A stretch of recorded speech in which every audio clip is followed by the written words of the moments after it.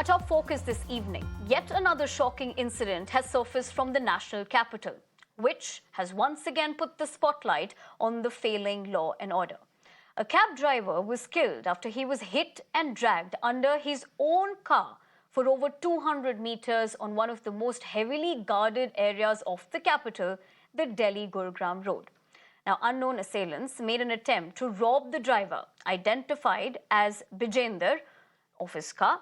And when he resisted and tried to stop them, the robbers ran the vehicle over him before dragging him for several meters.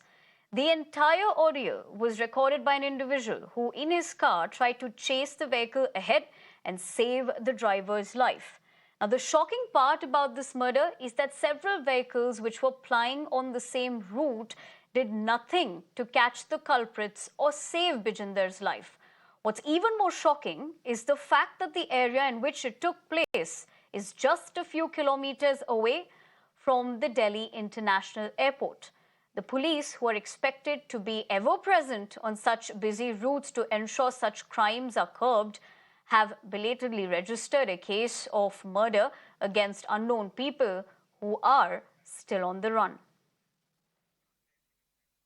All right, so that's the latest that we can tell you as far as the Delhi hit and drag case is concerned. This is, of course, a horrific incident that has been reported. What we also do know is that Bijender was a resident of Faridabad. Let me go across to my colleague Anuj. Anuj, good evening. ये काफ़ी shocking घटना है, लेकिन ये पहली बार नहीं है जहां पे हम ऐसे hit and drag cases national capital में हमने देखा है, जो ऑफ कोर्स इसके तौर पे जो सिक्योरिटी लैप्सेस है वो once again is in question. जी, निश्चित तौर पर जिस तरीके से ये पूरा इंसिडेंट हुआ, जाहिर तौर पर सवाल जरूर खड़े करता है, क्योंकि NH8 जो कि हाईवे है और वहां पर दिल्ली पुलिस की तरफ से हमेशा दावा किया जाता है कि वहां पर पेट्रोलिंग होती रहती है, लेकिन 200 मीटर तक गाड़ी जो है वो घसीटते हुए ले जाती है, लेकिन किसी भी पुलिसकर्मी की नजर उस पर नहीं पड़ती है और उसके बाद वहां से पार हो जाते हैं.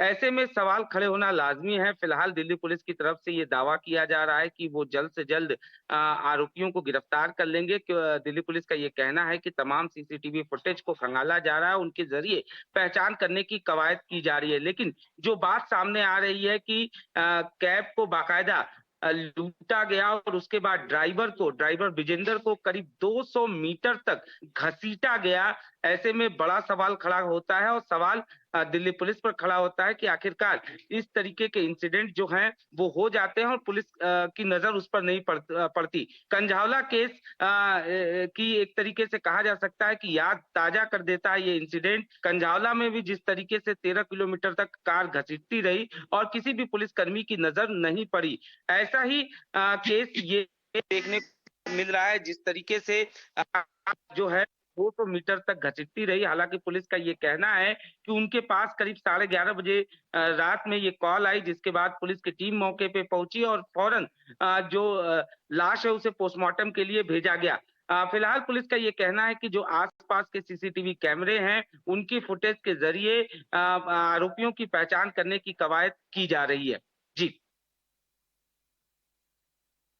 Anuj, thank you very much for getting us the latest as far as this horrific incident from the national capital is concerned. We leave it at that, but we continue the conversation with the guest joining me this evening, Yashovardhan Azad, former IPS officer. Mr. Azad, I appreciate you taking the time out and joining us here on Mirror Now this evening. In fact, just talking about this entire episode, we find ourselves in that situation where we're talking about horrific crimes in the national capital.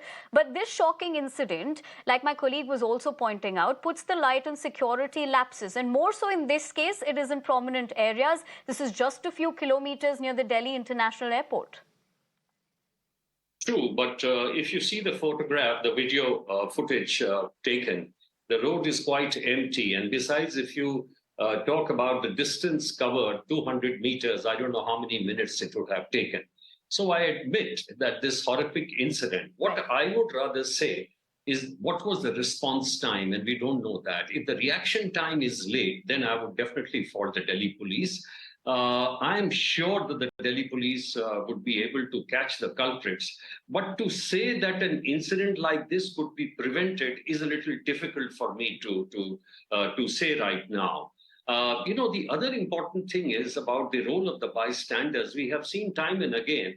I admire the courage of this person who was taking the video footage and also chasing that vehicle.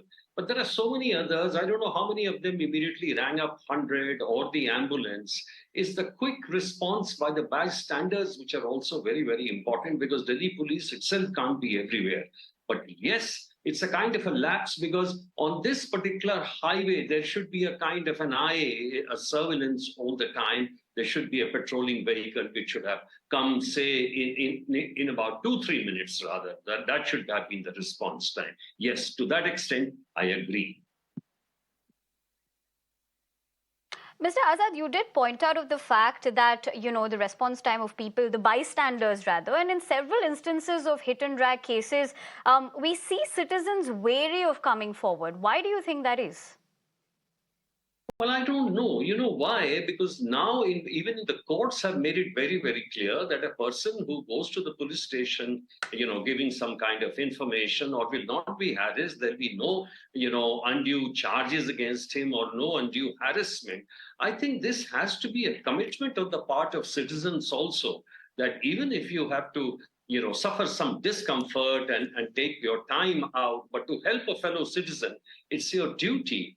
We are talking about all the responses from the police, but none of us even talk about our own responsibilities. And to that extent, I totally agree with you. The apathy seen in the society is something much to be worried about, and something needs to be done about that. But one thing is more in the end, I must say, that Delhi police must publicize this more and more, that you must be a whistleblower, you must be the first informer, and we assure you that we'll let you go immediately. There'll be nothing on you. We'll just get the information and let you go so that there'll be least discomfort on our part, which will be, giving to you during the process. Right, Mr. Azad, that essentially you're talking about the bystanders aspect, but I just want to draw your attention once again to the fact that this is a prominent area. You did talk about the fact that it might be a little empty, but if you do see on the other side of these visuals as well, the area that we're talking about is, prominent because it's near the Delhi International Airport, which makes it a very significant highway as well, like my colleague Anuj was pointing out. So don't you think there were lapses in that terms? No, I don't know. You see, because in the fast-moving lanes that you have, yes, I mean, you can say that there should have been a patrol vehicle along that stretch or in that particular area, but to be at that particular spot and to catch them within that 200 meters, where I don't know in how many minutes it would have. If you're driving at 60, or if the vehicle, if it's dragging somebody, it could be best at, say, around 50. Look at the 1 kilometer, it will be done in almost a minute 60. But if it's 200 meters, it'll be, a very short fraction of time. So unless the patrol vehicle is placed at every, 100 meters, it's going to be difficult. So that's why I'm saying it may be difficult to prevent. It should have been prevented, that's true. But taking an unbiased approach, I would say, that is critical. What was the response time? And that must be analyzed and that must be looked into for actions later. And Mr. Azad, what I also want to understand from you is that in this case, we do understand the robbers were attacking the person in question. But with the fact that we keep seeing instances of this kind, do you think there's no fear of law, or rather there is no fear of repercussions in such cases?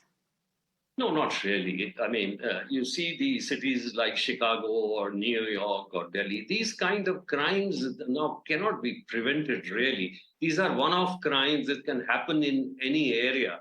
You see these, motorcycle-born people who go snatch necklaces of, women in particular areas.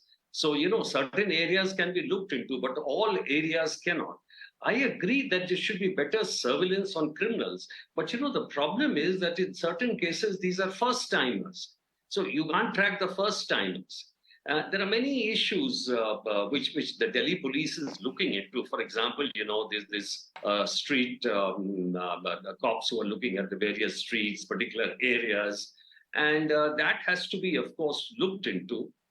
But to say that such incidents can be prevented, I don't think so. At least in my experience, in big cities, it cannot. Yes, the response time should be quick. People should be on the alert, and more preventive measures must be taken.